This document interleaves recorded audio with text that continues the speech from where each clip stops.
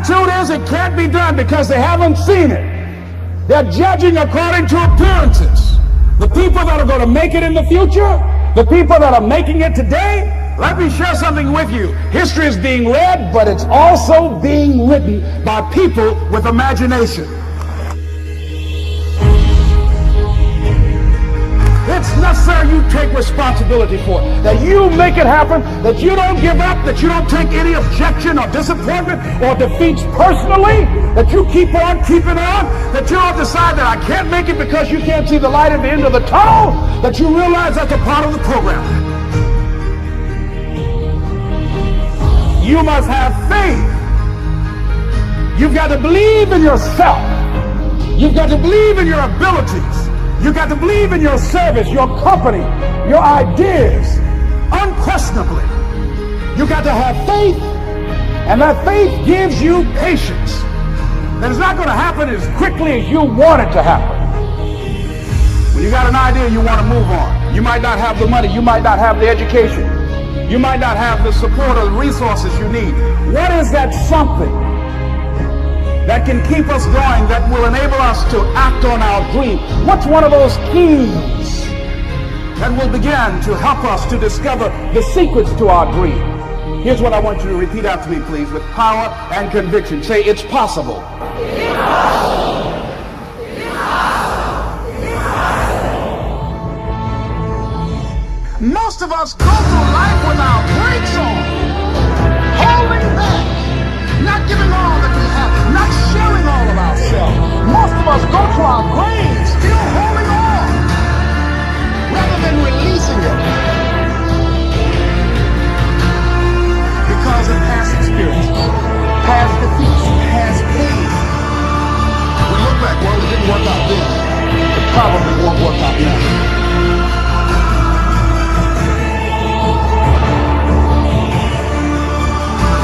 Tonight we were exposed for what we are right now.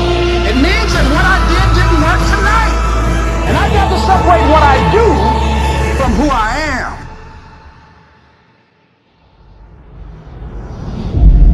I feel like we all have two battles, or two enemies going on. One with the man across from you. The second is with the man inside of you. I think once you control the one inside of you, the one across from you really doesn't matter. I think that's what we're all trying to do.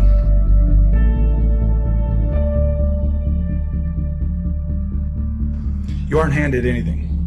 You earn everything, every single day, over and over again. You have to prove it.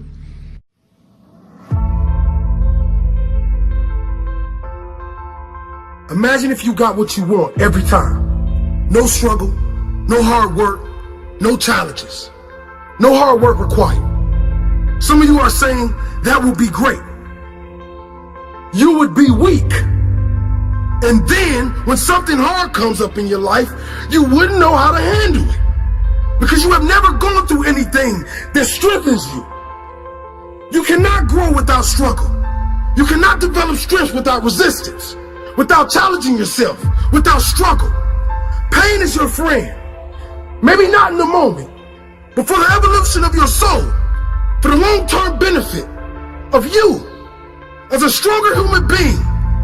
Pain is your friend. If you didn't have failures, if you didn't have struggles, if you didn't have disappointment, you could have no strength, no courage, no compassion.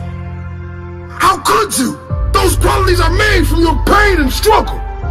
You were given pain because you are strong enough to handle it. You are given this life because you are strong enough to live it. Because you are strong enough to drive through it, to thrive through it, to inspire others through it. They will look to you and say, he did it, she did it, I have the strength to do it too. You are stronger than you think. You'll survive all your challenges to this point, and you will survive whatever is coming. But next time a struggle comes, I don't want you to curse the skies. Know that it was sent for a reason and a lesson. It might be to make you stronger. It might be to teach you patience. It might be for you to show others your spirit. There is a reason. So don't you give up. You have a purpose in this world. And you will only find it if you keep going and keep growing. Your struggle is a part of your story. Your struggle made you the person you are today.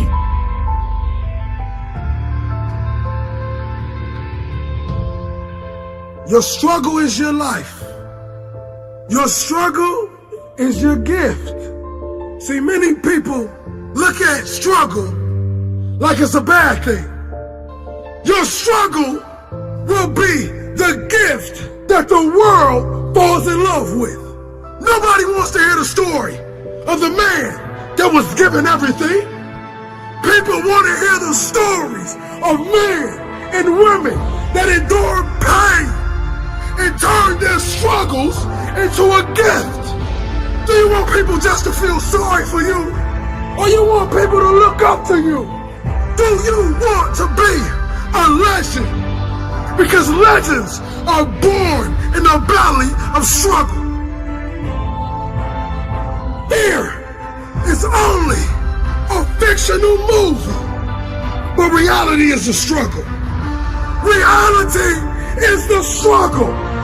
So take the struggle and change your reality. Because the whole time you were thinking that your struggle was holding you back, it was really giving you the tools to become one of the greatest. No more second guessing.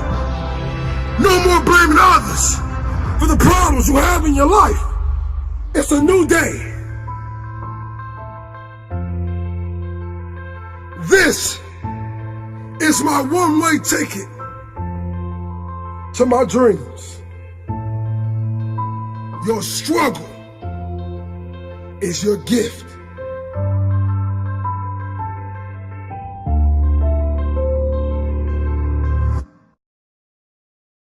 And I believe collectively as a group, we're going to kick the competition's butt because we understand how important it is to think, execute, and dominate. Suck it up. Get tough. Suck it up. Get tough. People want to have success. People want to make a lot of money, but they want it to be easy without any challenges. You think it was easy for me to become one of the top 450 basketball players in the world that you never heard of? The only way I made it to the NBA is I was fundamentally sound, I was mentally tough, and I never quit. And even when I wanted to quit, I had people in my life that would make sure I didn't quit.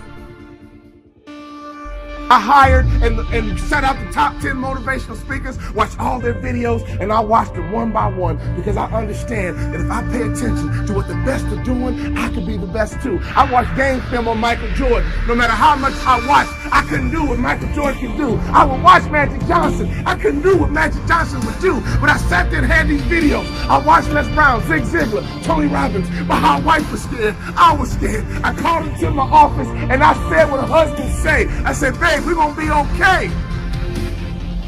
Every month the checking account was dwindling. I said, babe, we're gonna be okay. Let's start a motivational speaking business. I go to Jerry Sloan and I say, Jerry, I'm trying to make your team, but since we don't scrimmage, I feel like I can't show you what I can do. Go to Corral, hear me clearly. Listen to his answer, and it will unlock some mysteries as to how you become the best in the world at what you do over a long period of time. Jerry, I'm trying to make your team, but I feel like I can't show you what I can do.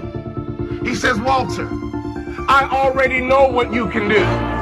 But if you want to make my team, I suggest you listen, follow directions, and execute. Listen, follow directions, and execute. What I didn't realize, even though we didn't scrimmage in practice, throughout practice, we did drills, and he created what I call habits and rituals. Every single day, practice was the same. Every single day, we drilled on fundamentals. Every single day, we worked on habits and rituals. So even though my mind was floating, even though I was selfish and self-centered, he was conditioning me into the culture through practice of habits and rituals. The reason why I tripled my NBA income in 3 years is because of habits and rituals. Next year, if your name didn't get called to come across the stage, I'm here to tell you they will call your name next year if you go back home and execute habits and rituals. I wanted to scrimmage for me, but Jerry Sloan was getting me ready to play for the Utah Jazz. So every day it was about habits and rituals. Having hot food is about habits and rituals. Great customer service is about habits and rituals. Being the best in the world at what you do, being a pro, is all about habits and rituals.